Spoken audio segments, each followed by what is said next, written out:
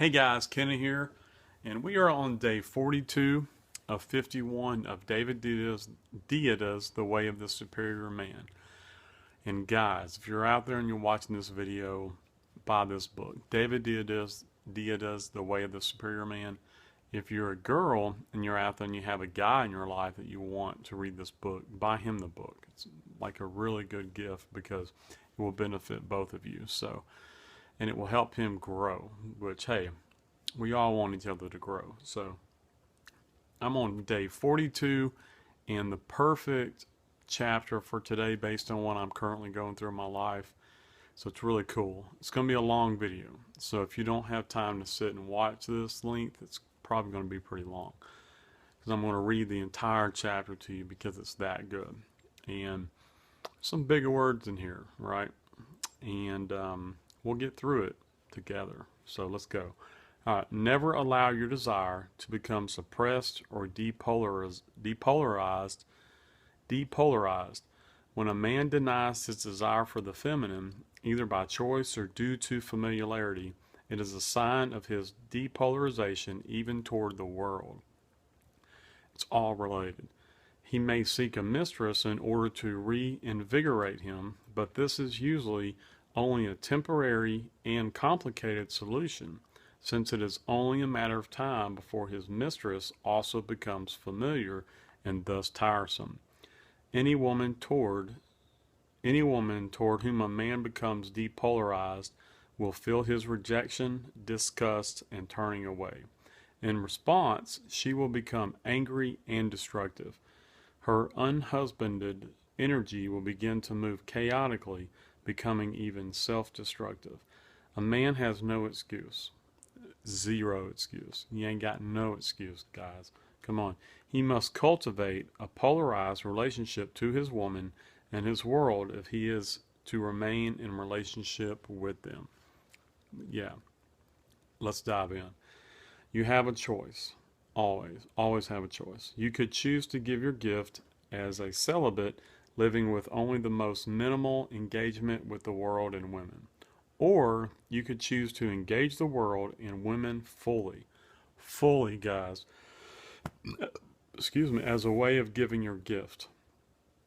If you choose to engage the world and women fully, then you must maintain a certain degree of polarization or mutual attraction with them. True. Otherwise, you will begin to reject, resist, and resent the world and women, undermining your capacity to give your gift. You've probably seen the face of your woman when you've gotten to the point of, quote, putting up with her, rather than permeating her. She begins to look haggard and drawn. Her long face, bespeaks a heart and body unravished by the clarity and force of your masculine loving. She never really seems happy. Eventually, her resentment turns inward, and disease symptoms begin to appear in her body. Her skin seems to wither before your eyes. You dislike her smell. As her frustration and negativity build, you become less attracted, which of course deprives her of even normal human affection. When things get really bad, she seems so ugly and dark that you are repulsed, and your complete withdrawal leaves her barren at her core. You may stay together because you love each other, but both of you are totally depolarized, more disgusted than turned on by each other. During these times, you probably also begin to feel the same disregard toward the world. Over time, you may begin to lose interest in your projects and career. You may consider changing jobs or finding another woman. It seems that newness in and of itself will be more attractive and exciting than your worn-out woman and your droning career. And you are right. A new woman and new work will excite you and cheer you up. And this is exactly what a mediocre man does. He stays with a woman and a project for as long as they interest him and turn him on. When the excitement seems to wear off, he moves on to another, and then another, and another hopeful source of polarity and excitement. It is not time that kills delight, but familiarity. That's a weird word to say. I don't know why. Neutralization and lack of purpose. Another man might find your woman to be quite a turn on, even though she seems old shoe to you. It may not be your woman who has worn out, but your capacity for desire. You may feel like having as little to do with her as possible, but your lack of desire is only that, a lack of desire. So you got to see it for what it is. You have spent so much time with your woman that you have, quote, rubbed off on each other, like two magnets that have demagnetized each other. Familiarity breeds depolarization, and depolarization breeds contempt amongst lovers. Every moment you treat your woman as simply a child care helper or a buddy, you are neutralizing the same sexual differences that would secretly attract you to your female babysitter or business acquaintance. Over time, you actually begin to behave more sexually neutral with your woman than you do with other women you meet throughout the day. Chances are your woman is more sensitive to sexual energy than you. She will probably feel the effects of this sexual neutralization or depolarization before you will. And when she does, her first reaction will be to feel rejected. Not in any big way, but in a small, constant way that undermines her feminine radiance. Even when she shines, you will treat her with more sexual neutrality than a woman on the bus. She will feel hurt and become darkened, and you will feel even less attracted to her. Although both of you are playing into this downward spiral of darkening depolarization, you must not blame her. Wake up, guys. Do not blame her. A superior man always assumes complete responsibility. True. Knowing that ultimately he has no control at all and everything is out of his hands. He acts with impeccable courage and persistence, expecting nothing but the inherent feeling of completeness he enjoys in the fullest giving of his gift. So it's not about the results, it's about the giving of the gift. When your woman is looking withdrawn, dark, or downright ugly, assume she is a goddess and needs your divine invasion of her heart and body. True. Note your feeling of disgust for her dark mood and take utter responsibility for her transformation. You know how fully committed you could be to, say, finishing a project at work. Treat her mood with the same fiercity of intent. Her mood is your challenge. Can you invade her body and heart with so much love and humor that she laughs, relaxes, and brightens in spite of herself? Can you bring out the consort in her by treating her with the same teasing and sexually pregnant touch and gaze as you would your mistress? You will not want to, that's for sure. When you are depolarized, the last thing you want to do is get it up for that potato. That's weird. I've never really gotten it up for a potato. And yet, this is exactly what a superior man does with his woman and his world. He knows that when things get dreary, it is his own doing. He knows that he is only truly happy when giving his gift fully to the last drop. He knows that depolarization is a sign that he has ceased giving fully of himself, and so the world and his woman have ceased responding in fullness. Again, guys, it goes back to us fully. Sometimes you must move on to another job or another woman. That's fine.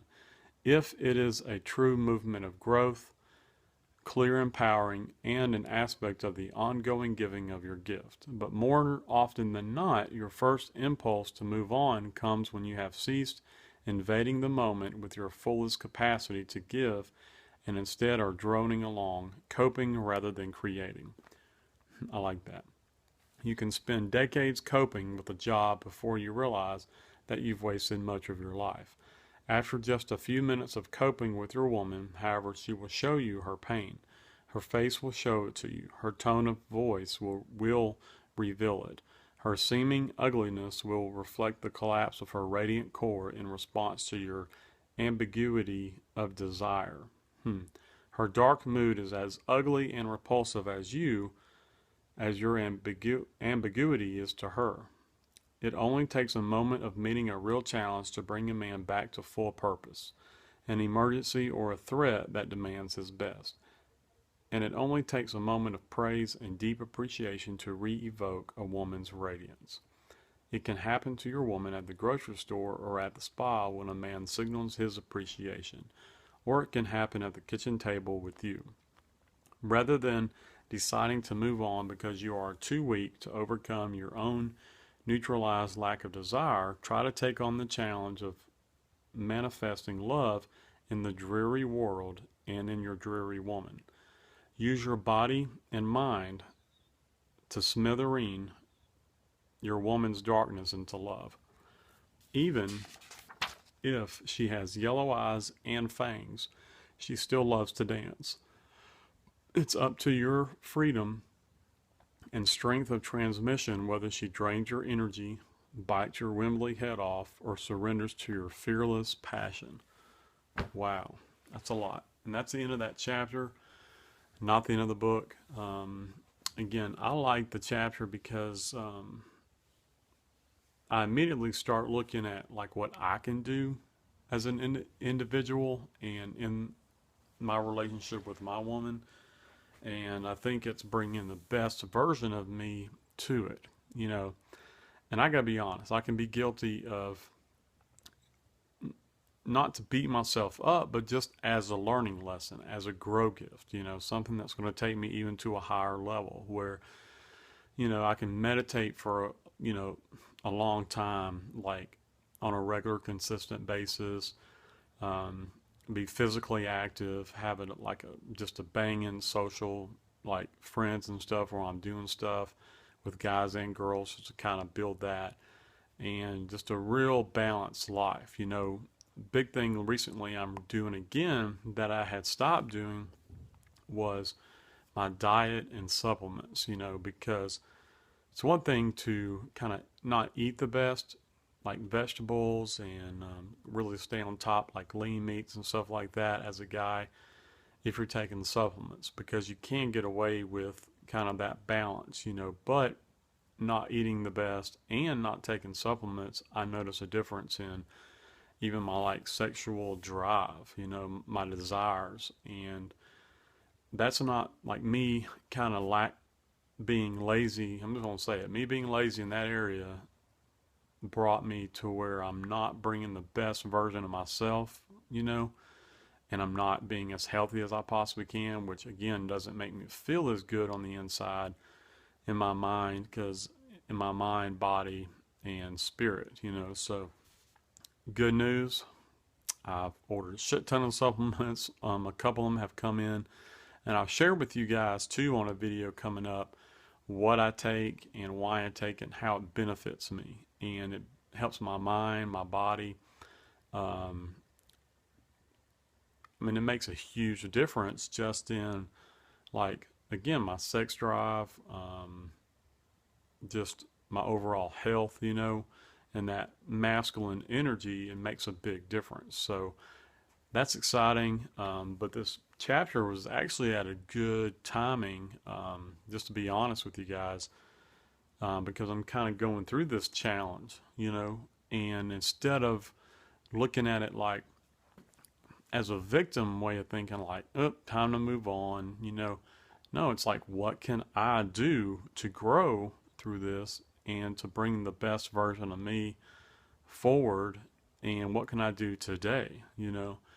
And, you know, nowadays there's no excuse not to know any kind of questions that you have, because the Google, for one thing, knows all, and you can always find answers, and just going within you can find answers too, like your inner Google, you know, during meditation. So long video for today, and we're getting to the end of the book, people. I'm excited. Yeah.